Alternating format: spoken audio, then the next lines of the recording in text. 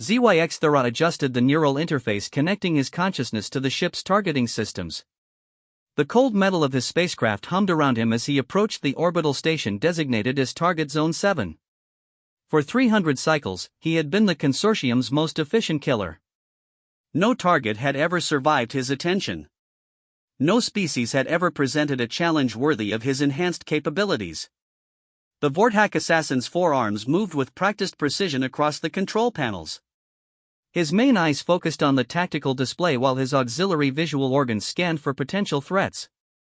The station ahead housed a diplomatic meeting between several minor species attempting to form an alliance against consortium expansion.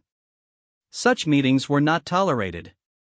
His employer, Archon Veltar of the Consortium Security Division, had been explicit in his instructions. Every delegate was to be eliminated. Clean, efficient, no survivors. The payment would fund ZYX-Thera's retirement to one of the pleasure worlds in the Outer Rim. After this job, he would never need to kill again. The station's defenses were laughably primitive. A few automated turrets designed to deter pirates, nothing more. These species had grown soft in their peaceful sectors, never experiencing the harsh realities of consortium warfare. ZYX-Thera's ship possessed cloaking technology that rendered their sensors useless. He would dock, infiltrate, eliminate all targets, and depart before anyone realized what had happened. As his vessel approached the docking bay, ZYX-Thera reviewed the target profiles one final time. Representatives from the Kalari Federation, known for their crystalline physiology that shattered under specific sonic frequencies. 3 delegates from the Mothek colonies, insectoid beings whose nervous systems could be disrupted with targeted electromagnetic pulses.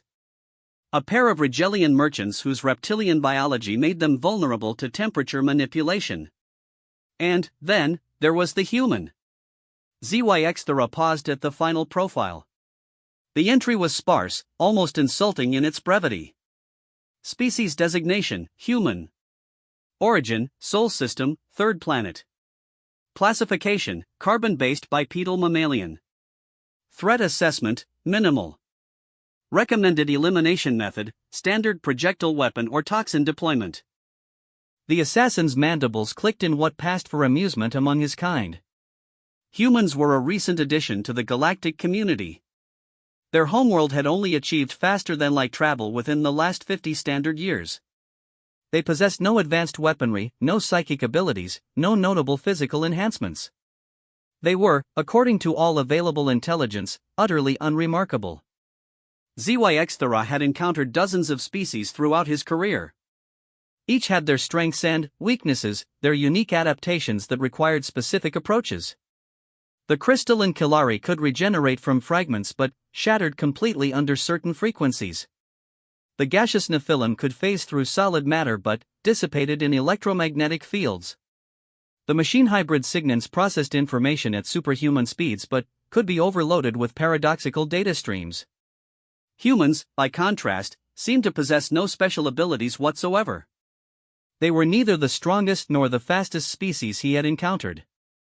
They lacked natural armor, venomous fangs, or acidic secretions. Their lifespans were remarkably short by galactic standards. They had no telepathic abilities, no capacity for energy manipulation, no resistance to common toxins. The docking procedure completed automatically. ZYX-Thera's ship settled into the designated bay with barely a vibration. Through his sensors, he detected the station's minimal security measures activating. A few scanning beams that his stealth technology easily deflected. No guards posted at the entrances. These species truly believed their remote location and diplomatic immunity would protect them. ZYX-Thera activated his personal cloaking field and stepped from his vessel. The station's artificial gravity was set to accommodate the various species aboard, creating a slightly uncomfortable environment for his Vortak physiology. No matter. The discomfort would only last long enough to complete his mission. The corridors were clearly marked in multiple languages, including the crude pictographic system the humans used for written communication. ZYX-Thera followed the signs toward the main conference chamber where the delegates were scheduled to meet. His footsteps made no sound on the metal flooring. His breathing was controlled and silent. He moved like death itself, invisible and inevitable. The first target presented itself sooner than expected. One of the Kalari delegates had left the main group and was examining some technical displays in a side corridor. The crystalline being's body refracted the corridor lighting into prismatic patterns across the walls. Beautiful, in its way. ZYXthera almost regretted the necessity of its destruction. He activated the sonic disruptor built into his left arm. The device would generate precisely the frequency needed to shatter Kalari physiology. A quick, clean kill that would leave no evidence of foul play. The being would appear to have suffered a spontaneous structural failure, a rare but documented medical condition among their species. The weapon charged with a barely audible whine. ZYXthera aimed carefully at the delegate's central mass where the resonance would achieve maximum effect. His finger moved toward the trigger. "Excuse me, but I don't think that's a good idea." The voice came from directly behind him. "Impossible." His sensors showed no life signs in his immediate vicinity. His cloaking field was functioning perfectly. No being should have been able to detect his presence, let alone approach close enough to speak. ZYXthera spun around, all four arms moving to defensive positions while his auxiliary eyes scanned for threats. Standing 3 meters away, apparently having materialized from nowhere, was a human. The being was shorter than ZYXthera by half a meter, with pale skin and dark hair arranged in the unkempt style common to their species. It wore simple civilian clothing that offered no protection against weapons fire. No visible armaments. No technological enhancements. Nothing that should have allowed it to penetrate his advanced stealth systems. "How did you detect me?" ZYXthera demanded, keeping his sonic disruptor trained on the human while his other arms prepared additional weapons. The human smiled, an expression ZYXthera recognized from his briefing materials as indicating pleasure or amusement among their kind. "Your cloaking field is quite impressive. Very advanced technology. But it doesn't account for displacement of air molecules. You're invisible to most sensors, but you still push air around when you move. Creates tiny pressure changes that are easy to feel if you know what to look for." This was impossible. No species in ZYXthera's extensive database possessed such sensitivity to atmospheric pressure. Even the most advanced civilizations required specialized equipment to detect such minute changes. This human was claiming to do it with unaugmented biological senses. "You're lying," ZYXthera stated. "Human sensory capabilities are well documented. You lack the physiological adaptations necessary for such detection." "Maybe your documentation is incomplete," the human replied calmly. "Look, I know what you're here to do. You're planning to kill everyone at this diplomatic meeting. I'm asking you nicely to reconsider." The casual tone infuriated ZYXthera. This primitive being was speaking to him as if they were equals, as if it had any power to influence his actions. He was a legendary assassin, a being whose name was whispered in fear across a dozen sectors. This human was an evolutionary accident, a species so unremarkable that most civilizations barely acknowledged their existence. "Stand aside," ZYXthera commanded. "Your death is not part of my contract, but I will kill you if you interfere." "I really don't think you should try that," the human said, still maintaining that infuriating smile. "You seem like a professional. Probably very good at what you do. But, you've never encountered a human before, have you? I have studied your species extensively. You possess no abilities that present a threat to me. Have you, though? Studied us, I mean?" The human took a step closer, completely ignoring the multiple weapons pointed at its chest. "Or did you just read whatever intelligence reports your consortium compiled? Because I'm betting those reports are missing some pretty important information." ZYXthera's mandibles clicked with irritation. Every moment spent in conversation increased the risk of discovery. The Kalari delegate was still examining the technical displays, unaware of the drama unfolding behind it. But other beings might arrive at any moment. "Your threats are meaningless," ZYXthera said. "I will complete my mission. Step aside or die."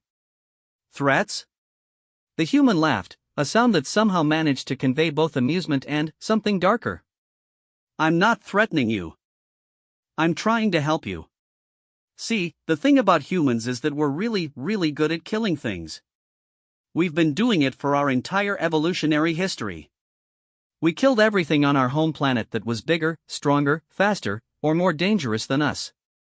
We kill things with claws and fangs and armor and venom. We killed things that could fly, things that lived in the water, things that lived underground. The human paused, and, for a moment its expression became something that made ZYX-Thera's combat instincts scream warnings. We even learned to kill each other. Efficiently. Creatively. On an industrial scale. We turned killing into an art form, then, into a science. We got so good at it that we had to invent rules to stop ourselves from killing everything, including ourselves. Primitive barbarism, ZYX-Thera dismissed. Your species lacks the technology and training that make a true warrior. Technology? The human reached slowly into its clothing and withdrew what appeared to be a simple metal object. This is a knife. Humans have been making these for about 2.5 million years. We've had that entire time to perfect the art of putting sharp metal into living things. The object looked crude compared to ZYX-Thera's advanced weaponry. No energy field, no molecular disruptors, no exotic materials. Just refined metal shaped into a blade.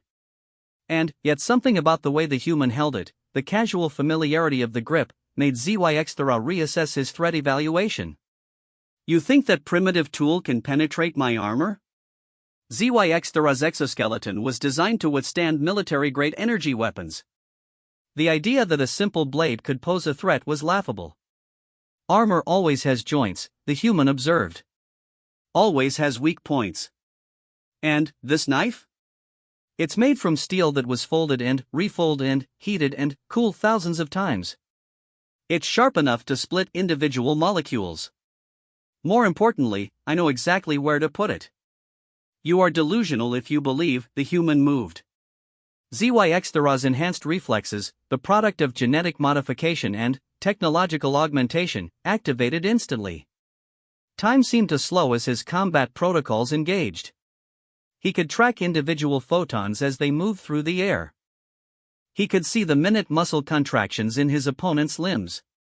He could calculate trajectory and impact with mathematical precision. None of it mattered. The human wasn't where ZYX-Thera's sensors said it should be. The being had moved in a way that defied his predictive algorithms, flowing around his defensive positioning like water around a stone.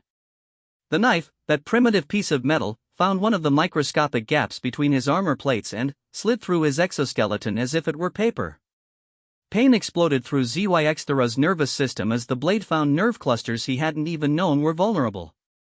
His sonic disruptor fired reflexively, but his aim was completely off target. The weapon's energy beam carved a molten gouge in the corridor wall while the human stepped gracefully aside. That was a warning, the human said calmly, withdrawing the knife. Next time I aim for something more important than a nerve cluster. You should leave now. ZYX-Thera staggered backward, all four arms trembling with shock and pain. Green fluid leaked from the wound in his side. His threat assessment systems were screaming contradictory data at him. The human appeared completely unenhanced, showed no signs of advanced technology, possessed no energy signatures that would indicate special abilities.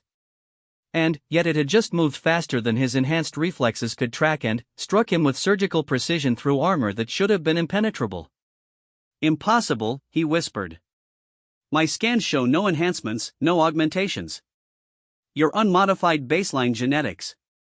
That's right, the human agreed. This is what we're like when we're not trying to be something else. When we're just being human. The Kalari delegate had noticed the commotion and was approaching with obvious concern. Its crystalline features reflected worry as it saw ZYX-Thera's wound and the human standing over him with a bloodied blade.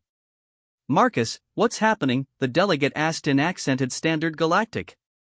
This gentleman was about to make a very serious mistake, the human replied without taking his eyes off ZYX-Thera. I've convinced him to reconsider his career choices. ZYX-Thera's mind raced through possibilities. His mission was compromised. His cover was blown. His employer expected results, not excuses. But, this human had just demonstrated capabilities that existed nowhere in consortium intelligence files. How many other humans possessed such abilities? How much did the consortium not know about this species? You should leave, the human repeated. Go back to your ship. Fly away. Find a new line of work. One that doesn't involve killing people who never did anything to hurt you. Your contract is with dead people, the human interrupted. The consortium is falling. Has been for decades. They just haven't realized it yet. Too busy trying to maintain control through fear and violence while the galaxy moves on without them. You want to be the last assassin standing when the music stops? This was new information. ZYX-Thera's intelligence briefings had mentioned nothing about consortium instability.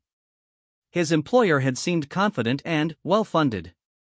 But, then, how reliable was intelligence from an organization that couldn't accurately assess a species like humanity? You lie. The consortium controls 47 sectors and commands the largest military force in known space. Commands it to do what, the human asked? Fight rebellions on a dozen worlds? Suppress trade disputes that keep escalating? Chase rumors of human infiltrators in their command structure? The last comment hit home. There had been rumors circulating through the assassin networks for months. Stories of consortium operations failing due to intelligence leaks. Whispers about human agents embedded in sensitive positions. ZYX-Thera had dismissed them as paranoid fantasies.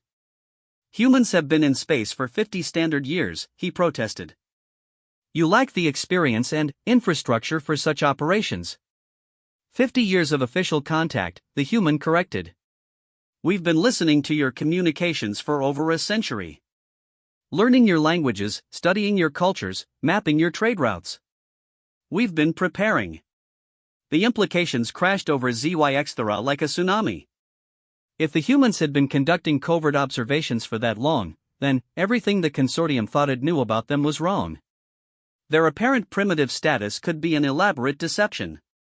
Their rapid technological advancement could be the result of careful planning rather than fortunate discovery.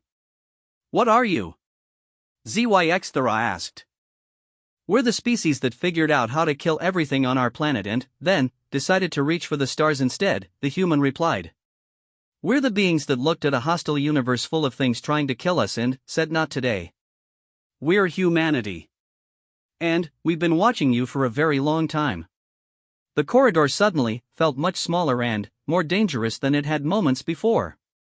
ZYX-Thera's sensors were detecting no additional threats, but his instincts were screaming warnings. If this one human could defeat his enhanced capabilities so easily, how many others were there? How many were already embedded throughout consortium space? The delegates, ZYX-Thera said weakly. My mission. Your mission is over, the human stated firmly. These beings are under human protection now.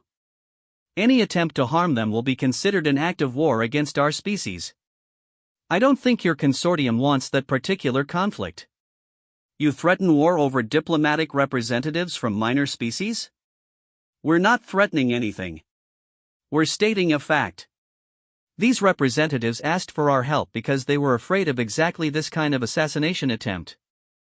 They knew the consortium would try to stop their alliance through violence. So they invited humanity to provide security. ZYX-Thera looked around the corridor with new understanding. Human protection. How many humans were stationed throughout this facility? How long had they been planning this diplomatic meeting? His mission wasn't just compromised, it had been anticipated and countered before it even began. My employer will send others, he warned. More assassins. Better equipped. Enhanced beyond my capabilities. Let them come, the human said with that terrifying smile. We've been looking forward to meeting them. The casual confidence in that statement chilled ZYX-Thera more than any threat could have. This human spoke as if the arrival of additional assassins would be a welcome development rather than a serious threat. As if humanity had been hoping for an excuse to demonstrate their true capabilities. ZYX-Thera made a decision that would have been unthinkable an hour earlier. He deactivated his weapons and raised all four arms in the universal gesture of surrender. "I withdraw from this contract," he announced formally. "Consider my mission terminated." "Smart choice," the human acknowledged. "Now, I'm going to make you an offer. You can return to your ship and fly away. Disappear into whatever hole you crawled out of. Or you can stick around and learn something about the species you almost made the mistake of underestimating." "What could I learn from you?" "How we fight. How we think. How we've managed to survive in a universe that's been trying to kill us since we first crawled out of the primordial soup." "Might be useful knowledge for someone in your line of work." ZYXthera considered the offer. His reputation as an infallible assassin was already destroyed. Word would spread through the criminal networks that he had failed to complete a simple contract, been defeated by a primitive human with a knife. His career was effectively over regardless of what choice he made. But the alternative the human offered was intriguing. If humanity possessed capabilities that weren't documented in consortium intelligence files, then learning about them could be valuable. The galaxy was changing, that much was clear. Understanding the emerging power dynamics could mean the difference between survival and obsolescence. "You would trust a professional killer to observe your operations?" "Trust?" The human laughed. "We're going to assume you'll try to kill us the first chance you get. We're going to watch you every second of every day. We're going to feed you carefully selected information and see what you do with it. And if you make one aggressive move, one attempt to hurt anyone under our protection, we're going to demonstrate some of the more creative applications of human lethality." The threat was delivered with such casual pleasantness that it took ZYXthera a moment to process its implications. These humans would allow him to remain as an observer, but he would essentially be their prisoner. Every action monitored, every conversation recorded, every moment of freedom dependent on their continued tolerance. It should have been humiliating. Instead, ZYXthera found himself curious about beings who could make such an offer with complete confidence. They were either supremely arrogant or supremely capable. Given the events of the last few minutes, he suspected the latter. "I accept your offer," he said formally. "Excellent. Marcus Chen, by the way." The human extended one appendage in what ZYXthera recognized as a greeting gesture. "Welcome to your first lesson in human nature. We don't actually like killing things. We're just really, really good at it when we have to be." As ZYXthera awkwardly reciprocated the handshake, he wondered what he had gotten himself into. His simple assassination contract had somehow transformed into an educational experience with a species that might be the most dangerous thing in the galaxy. The truly terrifying part was that they seemed to prefer talking to fighting. He was about to learn why that was infinitely more dangerous than any weapon. 3 days had passed since ZYXthera's failed assassination attempt, and the former consortium assassin was beginning to understand why the human named Marcus Chen had smiled so confidently. The diplomatic station had become a floating classroom, and the curriculum was unlike anything in his extensive database of galactic knowledge. The first lesson had begun immediately after his surrender. Marcus had escorted him to a comfortable but clearly monitored quarters, explaining that freedom was something earned rather than granted among humans. The room contained basic amenities and a comprehensive entertainment system loaded with human cultural materials. "Homework," Marcus had said with that unsettling grin. "Start with our history. Focus on the military sections. Pay special attention to how we solved problems when we were outgunned, outnumbered, or facing superior technology." ZYXthera had initially dismissed the assignment as psychological manipulation. What could a species that had only recently achieved space travel possibly teach about warfare? His own people had been conducting military operations for millennia. He had studied the tactical doctrines of dozens of species, from the crystalline formations of the Kalari to the swarm tactics of the Hive Collective. Human military history, he discovered, was different. Where other species developed warfare as an extension of their natural abilities, humans seemed to approach it as a puzzle to be solved. They had no natural weapons, so they invented increasingly sophisticated tools. They had no armor, so they learned to avoid being hit. They had no psychic abilities, so they mastered deception and misdirection. The Battle of Thermopylae fascinated him. 300 warriors holding off an army of hundreds of thousands through superior positioning and tactics. The concept of deliberately choosing a battlefield where superior numbers became a disadvantage was alien to most military thinking. ZYX-Thera's own species relied on overwhelming force and advanced technology. The idea of turning an enemy's strengths into weaknesses required a fundamentally different approach to conflict. World War II provided even more disturbing insights. Humans had fought a planetary conflict using industrial production as a weapon. They had built ships faster than enemies could sink them, manufactured aircraft in quantities that overwhelmed air defenses, and coordinated military operations across multiple continents simultaneously. The scale was beyond anything in galactic warfare. But it was the technological development that truly alarmed him. In less than 6 years, humans had progressed from conventional explosives to nuclear weapons. They had gone from primitive radar systems to guided missiles, from basic computers to code-breaking machines. Their capacity for rapid innovation under pressure suggested abilities that weren't reflected in consortium intelligence assessments. Interesting reading? Marcus asked, entering the quarters without announcement on the third morning. Your species appears to have a pathological relationship with violence, ZYX-Thera observed. That's one way to look at it.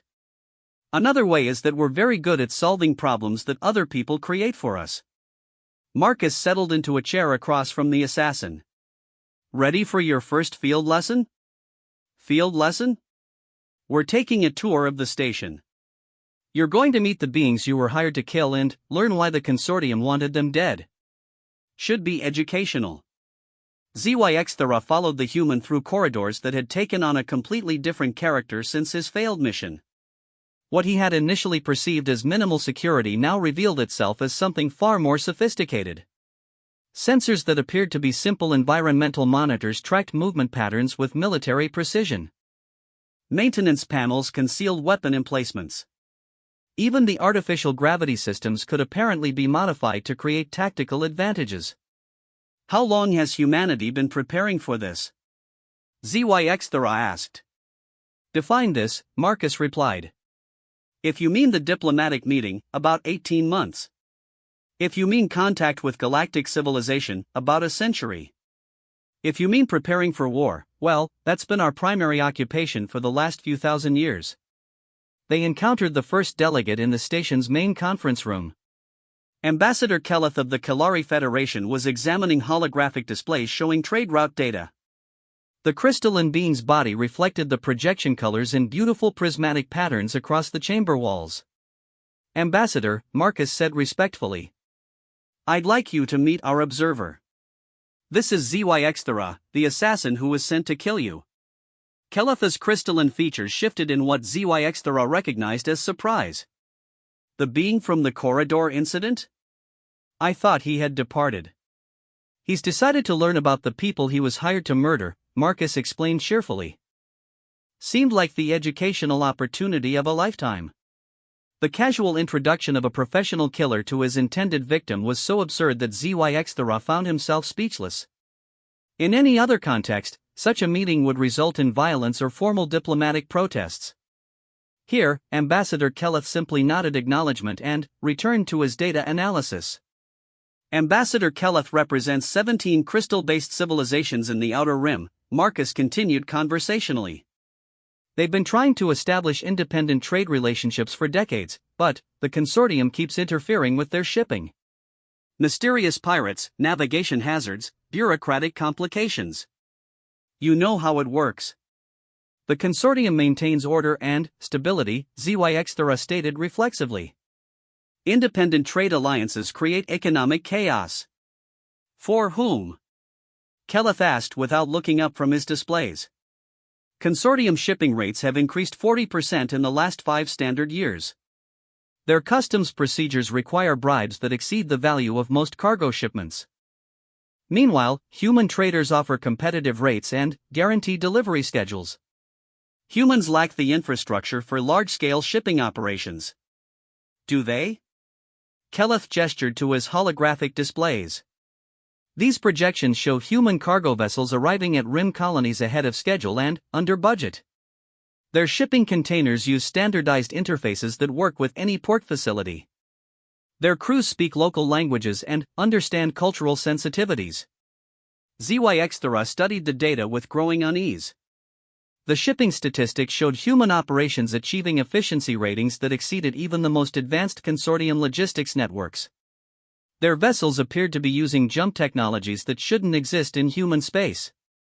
"Where did you acquire such advanced propulsion systems?" he demanded. Marcus smiled that infuriating smile. "We didn't acquire them. We built them." Turns out that if you spend 50 years studying everyone else's technology while pretending to be primitive, you can make some interesting discoveries. Impossible. Our intelligence networks would have detected such development programs. Your intelligence networks see what we want them to see. Amazing what you can accomplish when people underestimate your capabilities. The next delegate was Commander Thax of the Mothek colonies, an insectoid being whose chitinous exoskeleton gleamed under the station's artificial lighting. The commander was reviewing military deployment charts with obvious concern. "Commander," Marcus greeted. "How are the defensive preparations proceeding?" "Better than expected," Thax replied in the clicking consonants of his species' language. "Human tactical advisors have provided innovative solutions to our security challenges." "What kind of solutions?" ZYX asked. "Distributed defense networks," the commander explained. "Instead of concentrating military assets in obvious targets, we disperse them throughout civilian infrastructure. Cargo vessels carry defensive weaponry. Research stations double as sensor arrays. Even agricultural facilities can provide military support when necessary." The concept was brilliant in its simplicity. Traditional military doctrine focused on creating obvious strongpoints that enemies could identify and attack. By spreading defensive capabilities throughout civilian infrastructure, the Mothek colonies had created a security network that would be almost impossible to neutralize without destroying everything. Genocide as a defensive strategy? ZYX observed. Any attacker would have to kill entire populations to eliminate military targets. Which makes attacking us politically and economically unviable, Thax agreed. War becomes too expensive to contemplate. Very human solution to a tactical problem. "We prefer to make violence unprofitable rather than impossible," Marcus added. "Much more sustainable approach." They visited 6 more delegates over the following hours. Each represented species and civilizations that the consortium considered problematic for various reasons. The Rigelian merchants had developed banking systems that competed with consortium financial institutions. The Andromedans possessed mining technologies that threatened established resource monopolies. The Centauri Collective had created communication networks that bypassed consortium monitoring systems. All of them had requested human assistance in dealing with consortium pressure. All of them had received aid that exceeded anything documented in official intelligence files. "How many species have you contacted?" ZYX asked as they concluded the tour. "Contacted? Hundreds. Provided assistance to? Maybe 70 or 80. Formed formal alliances with? That number is classified, but it's larger than the consortium would be comfortable knowing." The implications were staggering. Humanity had apparently spent decades building a network of relationships throughout the galaxy while maintaining the facade of a primitive, recently contacted species. They had provided technology, tactical advice, and economic support to civilizations across multiple sectors. "Why maintain the deception?" ZYX asked. "Why not announce your capabilities and challenge consortium authority directly?" "Because direct challenges lead to wars, and wars are expensive. Better to let the consortium weaken itself trying to maintain control over increasingly rebellious territories while we quietly build alternatives." That evening, Marcus brought dinner to ZYX quarters. The meal consisted of human cuisine that had been adapted for Vorthak dietary requirements. The fact that they possessed such detailed knowledge of his species' nutritional needs was another unsettling reminder of how much they knew. "Questions?" Marcus asked, settling into his usual chair. "Why spare my life? Professional courtesy exists among assassins, but you're not in my profession." "Aren't we?" Marcus consumed a portion of his meal before continuing. Every human learns to kill. It's part of our educational curriculum. Hand-to-hand combat, weapons training, tactical thinking. We don't call it assassin training because we prefer euphemisms, but the practical result is the same. All humans receive military training? All humans learn to survive in a hostile environment. Sometimes that environment is a wilderness full of predators. Sometimes it's a city full of criminals. Sometimes it's a galaxy full of beings who think we're primitives they can exploit or eliminate. HFY considered this. His own species divided military and civilian populations, with warriors receiving specialized training while others focused on technological or cultural development. The idea of an entire species maintaining combat readiness was alien and somewhat terrifying. Your intelligence files classify humans as pacifistic, he mentioned. We are pacifistic. We prefer not to fight. But preference and capability are different things. We can prefer peace while remaining prepared for war. The consortium possesses superior numbers and technology. Does it? Marcus leaned forward. The consortium controls space through fear and superior firepower. But what happens when their targets stop being afraid? What happens when their technological advantages disappear? ZYX thought about the delegates he had met. None of them seemed intimidated by consortium threats. All of them possessed technologies or capabilities that rivaled established powers. If humanity was providing similar support to dozens of other civilizations, you're orchestrating a rebellion. We're providing options. The species we help can choose to continue accepting consortium authority or they can choose independence. We don't make that decision for them. But you ensure they have the capability to make that choice. Exactly. The conversation was interrupted by an alert from the station's communication systems. Marcus accessed a nearby terminal and reviewed the incoming message with obvious satisfaction. Excellent timing, he announced. Your former employer has sent a response to our diplomatic communication. What diplomatic communication? The one informing the consortium that this diplomatic station is under human protection and that any interference with our operations will be considered an act of war. Archon Veltar was not pleased with our message. ZYX felt his blood chill. Archon Veltar was not merely his former employer, he was one of the most powerful military commanders in consortium space.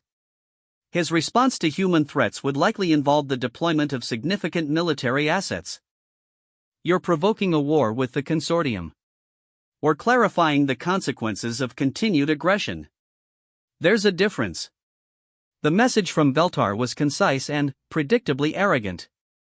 He dismissed human military capabilities as irrelevant and promised severe consequences for any species that interfered with consortium operations. He also mentioned that additional assets were being deployed to ensure successful completion of the original mission. More assassins, Marcus observed. Probably enhanced ones, given that you failed so spectacularly. Enhanced assassins are significantly more dangerous than standard operatives. Genetic modifications, technological implants, psychic amplifiers. The beings they send will not hesitate or show mercy. Good. We've been looking forward to field testing some of our newer defensive systems. The casual confidence was becoming a familiar pattern, but ZYX still found it disturbing. These humans spoke of military confrontations as if they were academic exercises rather than life or death struggles. How many humans are stationed on this facility? That's classified. But I can tell you that every person you've encountered since arriving has been human. ZYX reviewed his interactions over the past 3 days.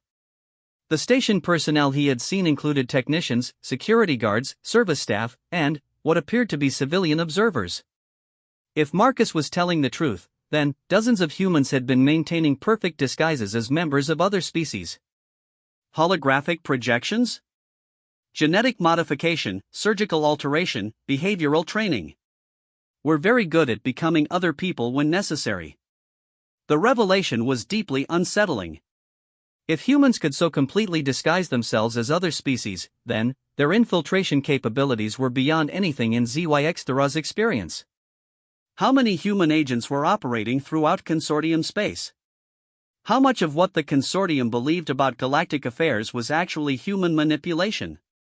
Why reveal this to me? Because you're going to have a choice to make very soon.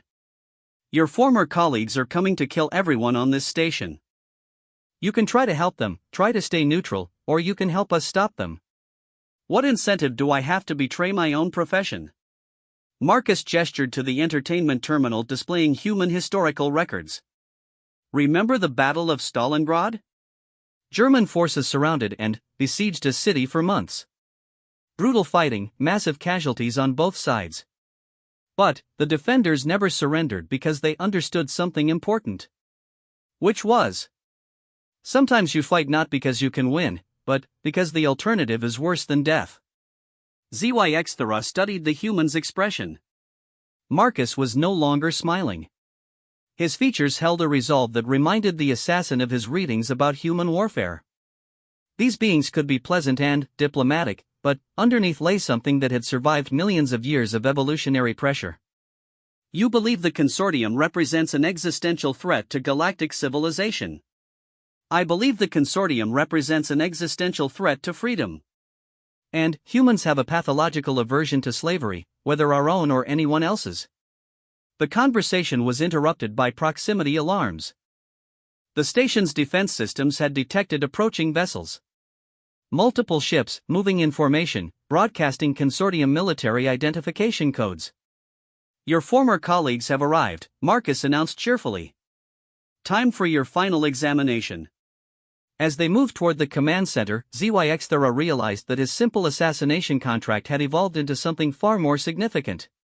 He was about to witness a confrontation between the galaxy's most powerful military organization and a species that everyone had dismissed as primitives. The outcome would determine not only the fate of the diplomatic conference but possibly the future balance of power in known space. And he was the only being present who understood the true capabilities of both sides. The command center of the diplomatic station had transformed into something that resembled a military war room more than a civilian facility. Holographic displays showed tactical information that ZYX recognized as being far more sophisticated than anything he had seen in consortium installations. The humans moved with efficient precision that spoke of extensive training and preparation. Contact report, announced a technician who ZYX now realized had been disguised as a Regelian maintenance worker. 7 vessels on approach vector. Configuration matches consortium stealth assault ships. Estimated time to weapons range, 14 minutes. Marcus studied the tactical display with professional interest. Enhanced assassins? Confirmed. Biometric scans indicate significant genetic and cybernetic modifications. Threat assessment rates them as approximately 10 times more lethal than baseline operatives.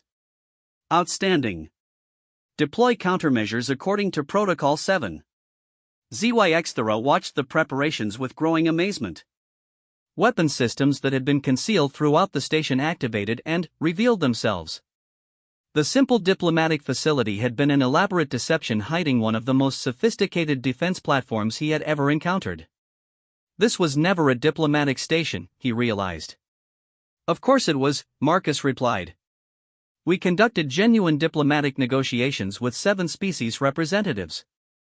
The fact that we also used it as a testing ground for new defensive technologies doesn't invalidate the diplomatic functions.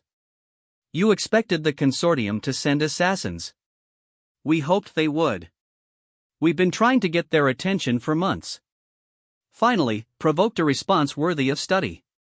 The casual admission that this entire situation had been deliberately engineered to attract consortium military assets was deeply disturbing. These humans had used themselves as bait to lure some of the galaxy's most dangerous killers into a confrontation. They had risked the lives of diplomatic representatives from multiple species in order to conduct what amounted to a scientific experiment. The delegates, ZYX said. Are they aware of the danger they're in? They volunteered for it. Every species represented here has lost people to consortium assassination programs. They wanted a chance to strike back. The approaching vessels had dropped out of faster-than-light travel and were beginning their final approach. ZYX-Thera's enhanced sensors could detect the sophisticated stealth systems that rendered them nearly invisible to conventional detection methods. The assassins aboard those ships represented the absolute pinnacle of consortium military technology. 7 ships, he observed. Crew complement of approximately 40 enhanced operatives. Armed with weapons capable of destroying small moons. You cannot seriously believe this station can resist such a force. Can't we? Marcus gestured to the tactical displays. Take a closer look at those ships. ZYX-Thera studied the sensor readings more carefully. The consortium vessels were indeed following standard approach protocols, maintaining formation integrity while scanning for defensive systems. But there was something wrong with their energy signatures. The readings fluctuated in patterns that suggested their stealth systems are malfunctioning? Their stealth systems are being interfered with. We've been broadcasting localized electromagnetic pulses designed to disrupt consortium technology. Amazing what you can accomplish when you've had decades to study their technical specifications. The implications crashed over ZYX-Thera like a tidal wave. If humans possessed detailed knowledge of consortium stealth technology, then their intelligence-gathering operations were far more extensive than anyone had suspected. They hadn't just been observing galactic civilization, they had been dissecting it on a technical level. How long have you been intercepting consortium military communications? Since before we officially made contact with galactic civilization. Amazing how much you can learn when people think you're too primitive to understand their technology. The first shot came from the lead consortium vessel. A concentrated energy beam designed to disable the station's primary power systems. The weapon was powerful enough to core a small asteroid and should have rendered the facility defenseless within seconds. Instead, the energy beam struck what appeared to be empty space and dispersed harmlessly across a previously invisible barrier. Deflector shields? ZYX-Thera asked. Force field generators using principles we adapted from studying Andromedian mining equipment. Much more efficient than conventional energy barriers. The consortium ships immediately altered their approach patterns, spreading out to attack from multiple vectors while launching a barrage of projectile weapons. The missiles streaked toward the station at velocities that should have overwhelmed any point defense system.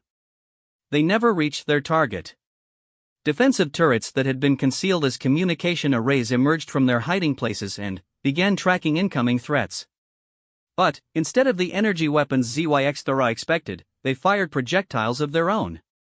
Simple kinetic rounds that moved at relativistic speeds and intercepted the consortium missiles with mathematical precision. Kinetic weapons? ZYX-Thera was amazed. Most civilizations had abandoned such primitive armaments millennia ago in favor of energy-based systems. Mass moving at 90% of light speed carries more destructive potential than most energy weapons, Marcus explained. Plus, they're much harder to defend against. No energy signature to track, no exotic particles to deflect. Just good old-fashioned momentum. The consortium ships were adapting to the station's defensive capabilities, but their responses revealed something troubling.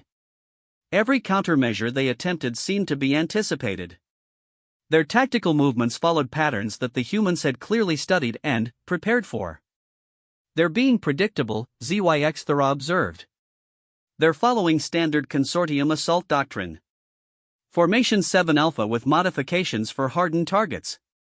We've seen it used in 43 previous operations across 12 different sectors.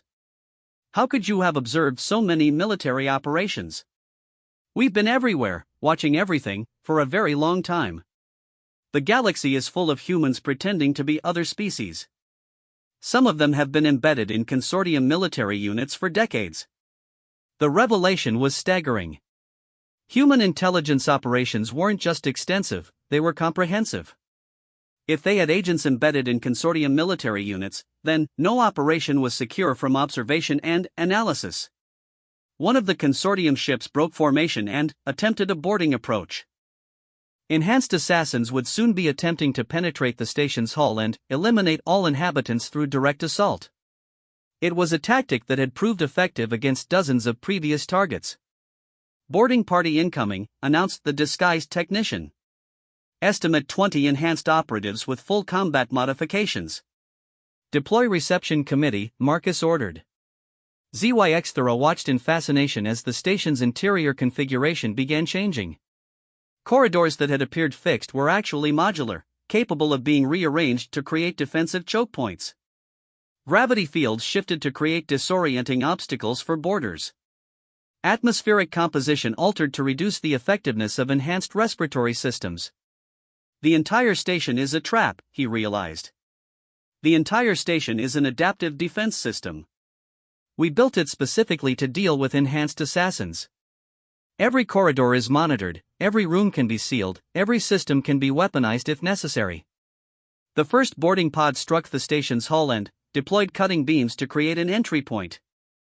Enhanced consortium operatives began pouring through the breach, moving with superhuman speed and coordination. Their weapons were charged and ready, their enhanced senses scanning for targets.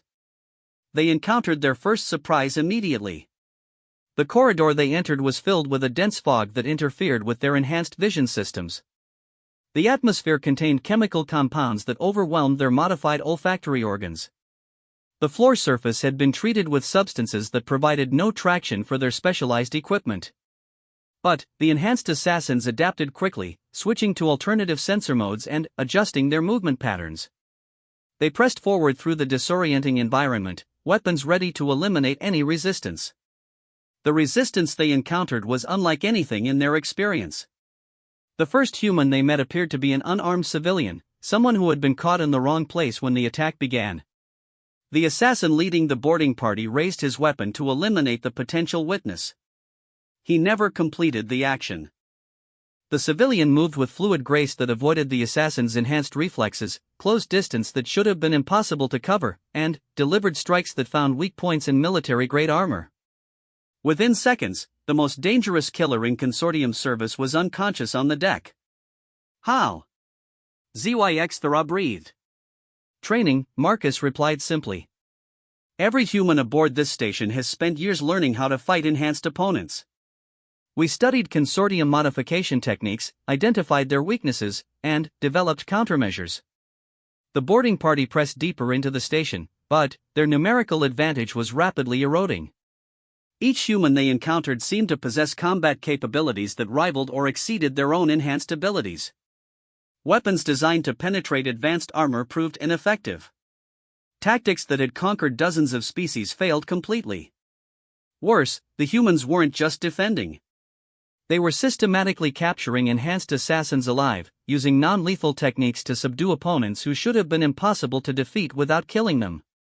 You're taking prisoners, ZYX-Thera observed. Enhanced assassins represent significant technological investment.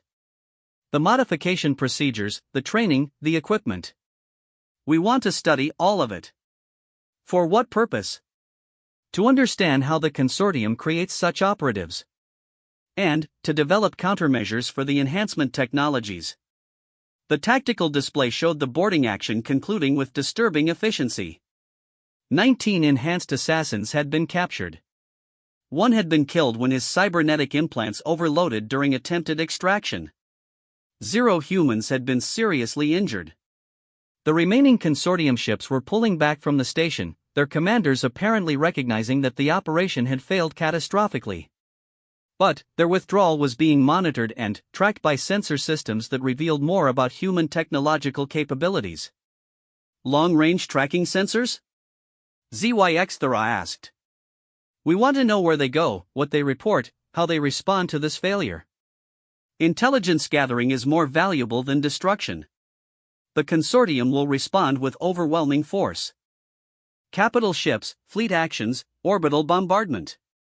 Will they? Marcus pulled up intelligence reports that showed consortium fleet deployments across dozens of sectors. Look at where their forces are currently positioned. ZYX-Thera studied the data with growing amazement. Consortium fleets were spread thin across their territories, dealing with rebellions, trade disputes, and security threats on multiple worlds. They lacked the concentrated force necessary for a major military operation without weakening their position elsewhere. You've been coordinating the rebellions. We've been providing assistance to species that requested help dealing with consortium oppression. The fact that this creates strategic complications for their military planners is an unfortunate side effect. The casual admission of orchestrating galaxy-wide resistance to Consortium authority was delivered with the same tone Marcus might use to discuss weather conditions. These humans had apparently been conducting a complex political and military campaign while maintaining the facade of primitive recent arrivals to galactic civilization. How long have you been planning this? Since before we officially made contact. We spent a century watching galactic civilization, learning how it worked, identifying its problems. The consortium's authoritarian approach to governance was always going to create resistance. We just made sure that resistance was effective. Over the following hours, ZYXthera learned the true scope of human operations. They had provided technology to dozens of species, trained resistance fighters across multiple sectors, and established communication networks that bypassed consortium monitoring systems. Their intelligence operations had penetrated every level of consortium administration. Why reveal this to me? ZYXthera asked. Because you're going to help us complete the destabilization of consortium authority, Marcus replied. You have access to information networks that we haven't fully penetrated yet. Knowledge of operations we need to understand. Contacts among mercenaries and assassins who might be recruited to our cause. You want me to become a double agent. We want you to become yourself. A professional killer who chooses his own contracts rather than accepting assignments from an increasingly desperate authoritarian regime. ZYXthera considered the offer carefully. His career as a consortium assassin was effectively over after his failure at this station. Word of his defeat would spread through criminal networks, destroying his reputation and eliminating future employment opportunities. The alternative Marcus offered was intriguing but dangerous. What assurance do I have that humanity will honor agreements with former enemies? The same assurance any species has. We keep our word because our reputation depends on it. Trust is a strategic asset that's more valuable than any weapon. The conversation was interrupted by an urgent communication from one of the captured enhanced assassins. The being had apparently regained consciousness and was requesting to speak with human leadership. Marcus agreed to the meeting with obvious curiosity. The enhanced assassin was a Krillian, a species known for their natural stealth abilities that had been further augmented with technological implants. His modifications included enhanced reflexes, armor-plated skin, and weapon systems integrated into his skeletal structure. He should have been capable of killing dozens of unenhanced opponents. I wish to understand, the assassin said without preamble. My enhancements should have made me superior to baseline humans in every measurable way. How did you defeat me so easily? Enhancements are modifications to existing biology, Marcus explained. They improve what you already are. But humans developed their capabilities through millions of years of evolutionary pressure. We're not enhanced. We're optimized. Optimized for what? Survival. Problem solving. Adaptation. Killing things that are bigger, stronger, and more dangerous than we are. The Krillian assassin studied Marcus with obvious confusion. Your species appears to lack any significant physical advantages. No natural weapons, no armor, no enhanced senses. That's exactly the point. We had to get good at everything because we weren't naturally good at anything. We had to learn to think our way out of problems that other species solve with biological advantages. And this makes you superior to enhanced operatives? It makes us unpredictable. Your enhancements follow logical patterns. Faster reflexes, stronger muscles, sharper senses. We can plan countermeasures for logical improvements. But human capabilities develop through chaos and desperation. There's no logical way to predict what we'll do in any given situation. ZYXthera watched this exchange with growing understanding.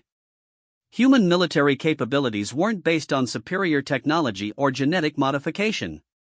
They were based on cognitive flexibility that allowed them to adapt to any situation, overcome any advantage, and turn any strength into a weakness. You've been studying enhanced assassins specifically, he realized. 4 decades. Every enhancement technology, every modification technique, every training method. We wanted to understand how to defeat beings like you before we needed to fight them.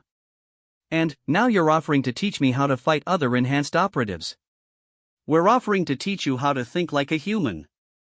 How to see problems as opportunities, disadvantages as potential advantages, enemies as puzzles to be solved. The offer was unprecedented. No species had ever volunteered to share their fundamental military advantages with a former enemy. The knowledge Marcus was proposing to provide could transform ZYX into something beyond either baseline or enhanced capabilities. Why trust me with such information? Because trust is a weapon too. And we're very good at using every weapon available to us. As ZYX considered his response, alerts began indicating the arrival of additional vessels. But these ships weren't broadcasting consortium identification codes. They represented species from across the galaxy, responding to signals sent during the recent battle. Reinforcements? ZYX asked. Allies. Word of this engagement will spread throughout our network. Every species that's been oppressed by the consortium will learn that resistance is possible. That enhanced assassins can be defeated. That humans are willing to share the knowledge necessary to fight back. You're starting a revolution. We're finishing one. The revolution began the moment the consortium decided that might makes right. We're just making sure that right has access to sufficient might. Watching the arrival of ships from dozens of different species, ZYX began to understand the true scope of what he was witnessing. This wasn't just a successful defense against assassination. It was a demonstration of human capabilities that would inspire resistance movements across the galaxy. The consortium had sent their best killers to eliminate a diplomatic conference. Instead, they had provided humanity with an opportunity to showcase defensive technologies, capture enhanced operatives for study, and rally their allies for coordinated action. You planned for this specific outcome, ZYX said. We planned for multiple possible outcomes. This was one of the better ones. And if the consortium had sent an entire fleet? Then, we would have demonstrated our fleet engagement capabilities instead of our anti-assassination systems. Different lesson, same ultimate result. The casual confidence with which Marcus discussed fighting the galaxy's most powerful military force finally convinced ZYX that his assessment of human capabilities had been fundamentally flawed. These weren't primitives who had stumbled into advanced technology. They were apex predators who had spent generations preparing for exactly this conflict. I accept your offer, ZYX announced formally. Teach me to think like a human. Lesson 1, Marcus replied with that terrifying smile. Never fight fair. Fair fights are for species that can afford to lose. As representatives from dozens of species began arriving at the station, ZYX realized that he was witnessing the beginning of a new era in galactic civilization. The age of consortium dominance was ending, replaced by something that might be far more dangerous. An age of human influence, where the most dangerous predator in the galaxy preferred to win through intelligence rather than force. Where the greatest weapons were trust, cooperation, and the willingness to share knowledge with anyone brave enough to fight for freedom. Where the most terrifying beings in existence smiled while they explained exactly how they planned to destroy their enemies. ZYX had thought he was accepting a simple assassination contract. Instead, he had become a student in the most advanced military academy in the galaxy. A school where humans taught other species how to be human. And where graduation meant becoming something the consortium had never prepared to face, free.